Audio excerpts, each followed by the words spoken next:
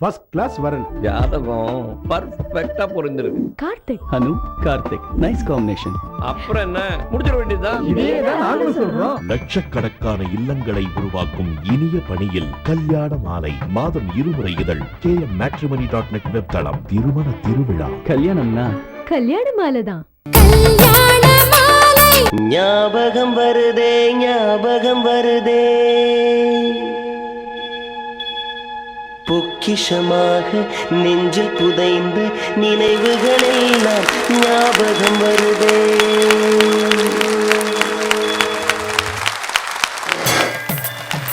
ஞாபகம் வருது. US அட்லாண்டாவில் நடைபெற்ற கல்யாண மாலை நிகழ்ச்சியில் ஊர் பற்றி பேசுகிறார் புலவர் ராமலிங்கம். சென்ற வார தொடர்ச்சி. ஒரு நாகரிகத்தையும் கலாச்சாரத்தையும் காப்பாற்றுகிற ஒரு சூசகமான வார்த்தையை கூட நம்ம வாழ்ந்த ஊர் நமக்கு சொல்லி கொடுத்ததுயா. நிறைய பேர் பேசியிருந்த கேட்டிருக்கீங்களா? சும்மாரு பூசி மொழுவாத. அதாவது தவறை மறைத்து பேசுபவனை பார்த்து சொல்கிற வார்த்தை பூசி மெழுகாதேன்னா என்ன அர்த்தம் தெரியுமா? சாதாரண ஒரு கிராமத்தானுக்கு போய் தெரிஞ்சிருக்குதுயா ஒரு பெரிய விஷயம். ரோம் சாம்ராஜ்யத்தில் பளிங்கு சிலை வைத்திருப்பவருக்கு மிகப்பெரிய பெருமை உண்டு. இந்த பளிங்கு சிலையை வடிவமைப்பவர்கள் அந்த சிலையிலே எங்காவது குறை நேர்ந்தால் அது வெள்ளையாக இருக்கிறதுனால மெழுகுவர்த்தியை கொண்டு வந்து அந்த குறையை நிறைவு செய்வதற்காக அதை அடைத்து பூசிடுவான். வெய்ய காலத்தில் கொண்டாந்து வெளியில் வச்சோம்னா அந்த வெயில் சூட்டினாலே அந்த மெழுகெல்லாம் கரைஞ்சி போயிடும், அந்த குறை தெரிய வரும். மெழுகை கொண்டு பூசி குறையை மறைத்த பளிங்கு சிலை ரோம் சாம்ராஜ்யத்தில் காட்டுகிற வாழ்க்கை உண்மையை ஒரு சாதாரண ஊரில் இருக்கிறவன் பூசி முழுகாதரான்னு வாழ்க்கைக்கு வேண்டிய ஒரு அற்புதமான உதாரணத்தை சொல்லுகிறான் என்றால் இதெல்லாம் மறந்து போச்சே. எல்லாமே போச்சு. எங்கேயோ வர்றோம், என்னமோ சாப்பிட்றோம். என்ன சாப்பிட்றோன்னு கூட பேர் கூட தெரிய மாட்டேனுது சிலது. என்னமோ டிஃபனுன்னு கையில் கொடுத்தான், உள்ளபடி சத்தியமாக சொல்கிறேன் அது என்னான்னு எனக்கு தெரியல. அந்த அம்மாவை மட்டும் கேட்டேன், அம்மா இது வெஜிடேரியனா நான் வெஜிடேரியனான்னு. இது வெஜிடேரியன்னு சொல்லிச்சு, அதுக்கும் பேர் தெரியல. அதனால் அதை நம்ம சாப்பிட்டுட்டு வந்துட்டேன். ஆனால் அந்த காலத்தில் பாருங்கள், கிராமத்தில் அந்த சுடுற தோசைக்கு இருக்கிற ஒரு மனம் இருக்குதே, அது எங்கேயுமே வராத ஒரு மனமையா. அப்போல்லாம் தோசை வட்டமாக இருக்கும் தெரியுமா உங்களுக்கு? அந்த வடிவமே போச்சே. இப்போ தேய்க்கிறான் தேய்க்கிறான் தேய்க்கிறான், இவனும் தேஞ்சு போகிறான் சாப்பிட்டு. தின்பண்டம் வேணும்னா அவன் போய் பெரிய பெரிய கடைகளில் வறுத்ததும் பொரிச்சதெல்லாம் இது பண்ணுறதில்ல, எண்ணெயில் மூழ்கினதெல்லாம் பார்க்குறதில்ல. ஐயா சொன்ன மாதிரி வெண்மையான சோளத்தை சட்டியில் போட்டு வறுத்து கையில் கொடுப்பாங்க சார். அந்த சோளப்பொரியை தான் சார் சாப்பிடுவான். சோளப்பொரியை வழிநடை போக்குக்காக சாப்பிட்றதுக்கு கையில் எடுத்துகிட்டு போனவன் மின்னிடும் நட்சத்திரங்களை உத்து பார்த்தான், வட்டமான நிலவையும் பார்த்தான், அந்த அம்மா சுட்டு கொடுக்கிற தோசையை நினைத்து பார்த்தான். சிதறி கிடக்கிற சோளப்பொரிக்கு மத்தியிலே வட்டமான தோசை இருந்தால் எப்படி இருக்கும் என்பதை கருதி இந்த நட்சத்திரங்களுக்கு மத்தியில் இருக்கிற அந்த நிலவை வர்ணித்தான். சோளப்பொரி மத்தியிலே சுட்டு வச்ச தோசையைப் போல் என்று ஒரு கவிதை வடிவத்திலே அதை கண்முன்னால் கொண்டு வந்து நிறுத்துகிறான் என்றால் அந்த வாழ்க்கை முறை அப்படி இருந்தது சார். மகிழ்ச்சியாக இருந்தது, வீடே கலகலப்பாக இருக்கும். இப்போ எல்லாம் கலவரமாக இருக்குது. ஏன்? அன்னைக்கு வசதி பார்க்கல, அவங்க வாழ்க்கையைத்தான் பார்த்தார்கள். நிறைய எல்லாருக்கும் நான் சொல்கிறேன், எங்கள் ஊர் தலைப்பில் கட்டுரை எழுதாதவங்க யாராவது இருக்கிறீங்களா? 6ஆம் கிளாஸ் வந்தாலே எங்கள் ஊர்னு ஒரு கட்டுரை எழுதி ஆகணும். அதையே நிறைய பேர் காப்பி அடிப்பான். அது அவன் ஊர் வேற, அவன் பக்கத்து ஊர்லேருந்து வந்திருப்பான், ஆனால் அதே பார்த்து எழுதுவாங்க. இல்லை அதுக்கு காப்பி அடிக்கிறதுல கூட ஒரு பெரிய சுகம் தெரியுமா? அந்த காலத்தெல்லாம் பார்த்தீங்கன்னா பழைய வாதியாருங்க ஒரு கோட்டு ஒன்று போட்டுட்டு 2 பக்கம் பெரிய பை இருக்கும். பொல்லாத பையன்னு கடைசியில் ஒருத்தனை போட்டுட்டு ஒருத்தன் முன்னாடி 2 பையனை அவனை முன்னாடி போட்டுருவார். இந்த பொல்லாத பையன் கடைசியில் இருக்கிறான் பாருங்க, அவன் எதை பார்த்தோம்னா எழுதிட்டு அந்த பிட்டை எடுத்து வைக்க அவர் பையிலே வச்சு அனுப்புவான். அவர் அப்படியே ரவுண்டு வருவார், அவன் எடுத்துக்குவான் கையில். அந்த பாக்கெட்டை அவருக்கு பயன்படுதோ இல்லையோ பரிசோதனைகளுக்கு பயன்படும். அதெல்லாம் ஒரு குறும்புத்தனம் சார். பள்ளிக்கூடத்தெல்லாம் பார்த்தீங்கன்னா சாதாரணமாக பேர் வைப்பான் சார், வாத்தியாரங்களுக்கு பேர் வைப்பான். ஒரு வாத்தியார் நான் படிக்கிற காலத்தில் இது வரைக்கும் பேண்ட் போட்டுன்னு வருவார். நாங்கள்லாம் பேர் வச்சோம் நெஞ்சிருக்கும் வரை.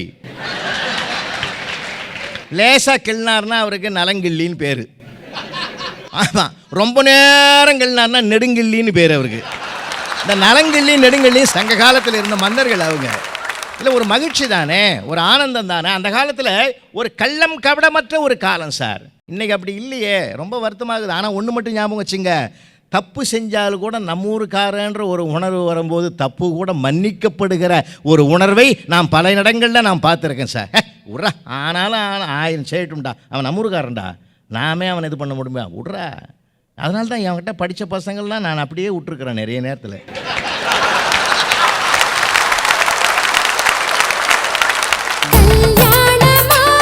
திருமணம் நிச்சயமானவுடன் உங்கள் குடும்பத்தில் ஒருவராக இருந்து உங்கள் பொறுப்பில் மிகப்பெரிய பங்கெடுத்துக் கொண்டு அழகாகவும் அனைவரும் மெச்சும்படியாகவும் நெஞ்சை விட்டு அகலாத நினைவாகவும் திருமணத்தை நடத்தி தர அதிதியை தொடர்பு கொள்ளுங்கள்.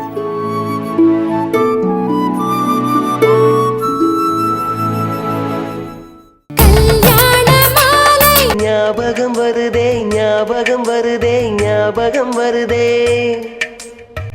முதலாக பழகிய நீச்சல், முதலாக ஓட்டிய சைக்கிள், முதல் வகுப்பெடுத்த மல்லிகா டீச்சர்.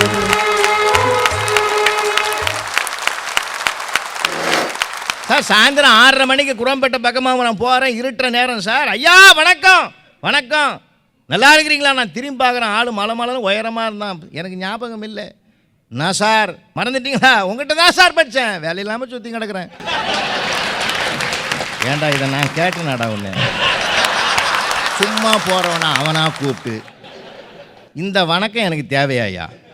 அதனால் ஒவ்வொருவருக்கும் அவரவர் பிறந்த ஊர் இருக்கிறதே ஒரு பெருமையை சேர்க்கக்கூடியது. பெருந்தலைவர் காமராஜரை பற்றி அம்மா சொன்னாங்களே, விருதுப்பட்டிக்கு விருது சேர்க்கிற பெருமையைத்தானே சார் அவரும் செஞ்சிருக்கிறாரு. யார் என்ன சாதனை செய்தாலும் அந்தந்த சாதனை அவரவர்களுடைய ஊருக்கு போய் சேர்கிற பெருமைதான் அவரவர் பிறந்த ஊருக்கு இருக்கிற பெருமிதம் என்பதை நான் மீண்டும் நினைவுபடுத்துகிறேன். நண்பர்களே, சொல்லிக் கொடுக்குற பெரியவங்கள்லாம் இருந்தாங்க, ஆதரவு கொடுத்தாங்க. இன்றைக்கி நம்ம பெரியவங்களை மதிக்கணும் ஐயா. கண்ணபெருமானை துவாரகையிலே பார்ப்பதற்கு தர்மர் வர்றார். தர்மர்கிட்ட பகவான் சொல்கிறார், நான் போய் வணங்கிட்டு வர்றேன், நீ அது வரைக்கும் இங்கேயே உட்காந்துருன்னார். பகவானே, உலகமே பிரபஞ்சமே உன்னை வணங்குகிறது, நீ யாரை வணங்கப் போகிறாய்? தான் வணங்குகிற 6 பேரிலே ஒருவர் யார் என்றால் 80 வயது மூத்த தம்பதியர் என்று ஒருவரை குறிப்பிடுகிறார் பகவான். என்றால் மூத்தவர்கள் வீட்டில் இருப்பது நமக்கு சுகம் என்பது கருத வேண்டுமே தவிர ஒருபோதும் சுமையாக கருதவே கூடாது. இந்த வாழ்க்கை முறையை நம்ம முன்னோர்கள் நமக்கு அந்த ஊரில் சொல்லி கொடுத்தாங்க ஐயா, சந்தோஷமாக சொல்லி கொடுத்தாங்க. ஒவ்வொன்றும் நெறிப்படுத்தினாங்க சார். இன்றைக்கு வெறிப்படுத்துகிற விஷயங்கள் பல இருந்தாலும் நம்மால் தட்டி கேட்க முடியல. இன்னொன்று சொல்லட்டுமா, நெல் நட்ட இடங்களிலெல்லாம் இன்றைக்கு கல் நட்டு விடுகிற அபாயத்தை நாம் ஊர்லெல்லாம் பார்க்குறோம்னா, எல்லாமே பிளாட்டு போடுற அளவுக்கு நம்ம இறங்கிட்டோம்னா, குணம் நிறைந்த ஊர் கூட இன்றைக்கு பணமாக மாறுகிற காட்சியை பார்க்கிற போது, குணம் நிறைந்த ஊர் அவரவர் நினைவிலே துளிர்க்கிறது, தளிர்க்கிறது. அது ஒரு விஸ்வரூபம் எடுத்து ஒரு மகிழ்ச்சியை, கடந்த கால ஞாபகங்களை எல்லாம் படிப்படியாக ஊட்டுகிறது. நண்பர்களோடு சுற்றியது, பொன்வண்டு பிடித்தது, பட்டாம்பூச்சி பிடித்தது. சார் மயிலிறக கொண்டு போய் புஸ்தகத்துக்குள்ளே வச்சுவிட்டு குட்டி போடும்னு நாம் குட்டி போட்ட போன மாதிரி சுத்தினதெல்லாம் ஞாபகம் வருதில்லை சார். ஸ்கூலில் போயிட்டு ஒருத்தன் நண்பன் கொடுத்த மயிலிறக நாம் தமிழ் புத்தகத்தில் 10வது பக்கத்தில் வச்சுட்டு இது குட்டி போடும் ராத்திரிலாம் எழுந்து திடீர்னு 2 மணிக்கு எழுந்து போய் பார்ப்பேன் குட்டி போட்டுதான்னு. எங்கள் அம்மாவுக்கு ஏகப்பட்ட சந்தோஷம். பிள்ளைக்கு என்ன ஆச்சு தெரில, பயங்கரமாக படிக்கிறான். 2 மணிக்கு படிக்கிறான், 3 மணிக்கு படிக்கிறான், 4 மணிக்கு படிக்கிறான். அப்புறமா அந்த அம்மாவை ஒரு நாள் எடுத்து பார்த்துவிட்டு, ஓ இதுக்காகத்தான் இவன் பார்க்குறானான்னு சொல்லி அதில் ஒரு பகுதியை புட்டு பக்கத்தில் வச்சுட்டு போய் படுத்துட்டா. மறுநாள் காலையில் எழுந்து பார்த்து மயிலிறகு குட்டி போட்டுதுறான்னு சந்தோஷப்பட்டனே. அந்த அறியாமையில் கூட ஒரு ஆனந்தம் கிடைத்தது என்றால் இவை அத்தனையும் இன்றைக்கு நாம் தொலைத்து விட்டு இருக்கிறோம் ஐயா. பம்பரை விளையாடுனது போச்சு, கோலி விளையாடுனது போச்சு, கபடி விளையாடுனது போச்சு. வியர்வை சிந்தி விளையாடிய விளையாட்டுக்கள் எல்லாம் வீடியோ கேமில் போய் அகப்பட்டு கொண்டு திணறுகிறோமே.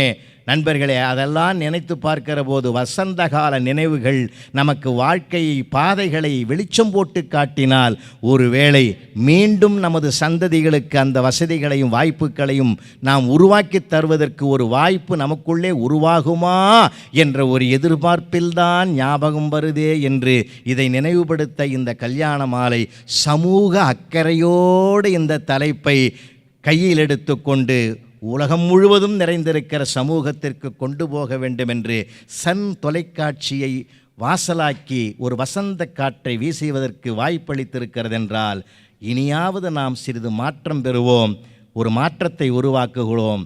அதாவது பணநேயம் என்பதை விட மனநேயத்தை உருவாக்குவதற்கு இது ஒரு சக்தியாக ஊக்கமாக அமையட்டும் என்று சொல்லி வாழ்த்து விடைபெறுகிறேன். நன்றி, வணக்கம்.